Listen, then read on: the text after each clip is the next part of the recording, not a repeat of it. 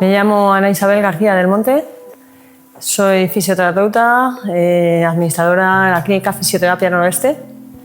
Llevo utilizando el dispositivo NESA desde julio de este año y los resultados son positivos en te diré un 90% de los casos.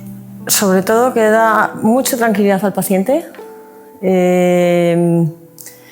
El paciente, prácticamente todos notan efectos positivos desde el primer día, no efectos a la hora de poner el aparato, sino luego en el día a día.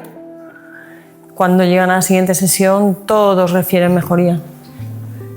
Y eso es maravilloso.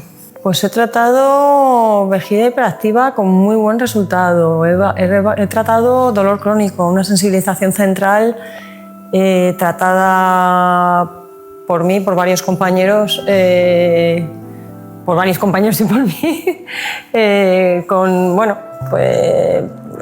resultados no muy claros, altibajos, y con esa, desde luego, liberación total del dolor.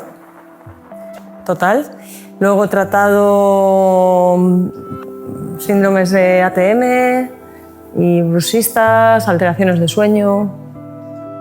Positivos, resultados muy positivos. Pues para mí el más llamativo, y por ser de los primeros también, la vejiga hiperactiva. Desde la tercera sesión, prácticamente resuelto. Yo lo he utilizado en esa, y duermo bien. Gracias a Dios, mira, menopausia, tanto en mi caso como otros pacientes que he tratado,